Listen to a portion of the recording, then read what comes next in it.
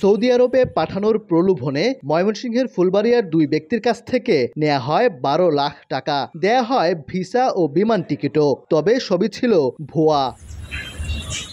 ভুক্তভোগী আব্দুল গনি ও নাজমুল হক র্যাবের কাছে অভিযোগ করলে শুরু হয় তদন্ত।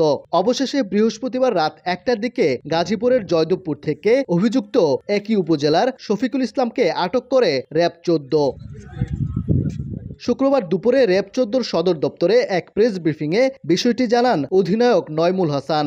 বিদেশে পাঠানোর কোনো ভ্যালিড ডকুমেন্টস তার কাছে নেই, তার কাছে কোনো ওরকম প্রাতিষ্ঠানিক কোনো দক্ষতাও তার নেই এবং তার কোনো প্রতিষ্ঠানও নেই।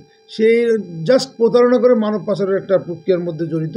তো আমরা তাকে গতকাল রাতে অ্যারেস্ট করতে সক্ষম হয়েছি এবং যারা ভিকটিম তারা আইনি ব্যবস্থা গ্রহণ করতে আমাদের কাছে অনুরোধ জানিয়েছেন। আমরা পরবর্তী আইনি ব্যবস্থা গ্রহণ করবো। দ্রুত টাকা ফেরত ও প্রতারকের দৃষ্টান্তমূলক শাস্তি চান ভুক্তভোগীরা। ১.৫ বছর ঘুরে তুরস্কের জন্য বলতেছে সৌদি আরব চলে যাও।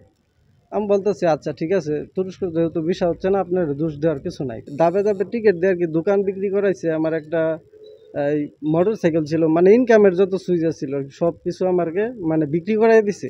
বিক্রি করে টাকা নিছে, আমি ২ লাখ টাকা সুদিও নিছি। টাকা দিব না, তুই মামলা করে টাকা নিতে পারলে নিস, আমি তোরা টাকা দিব না। বাড়িতে গেলে মেম্বার আইনা আর অনেকজনের ডাইকে আইনা আমার বানতে চায়, যার জন্য আমি মানে সর্বশেষ কোনো উপায় না পাই আমি এইখানে আসছি। মানে অভাবের সংসার আমাদের, খুব কষ্ট করে আর টাকা পয়সা মিলাই দিছি।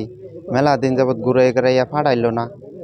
না মনে করেন যে আমার টেহাও দিল না। আপনারা যেভাবে হোক আমার টেহাটি উদ্ধার করে দিবেন, আর হলো এর যা শাস্তি হয় আপনারা আইন অনুযায়ী দিবেন।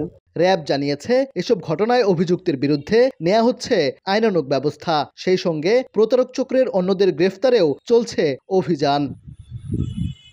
ওবায়দুল হক, সময় সংবাদ, ময়মনসিংহ।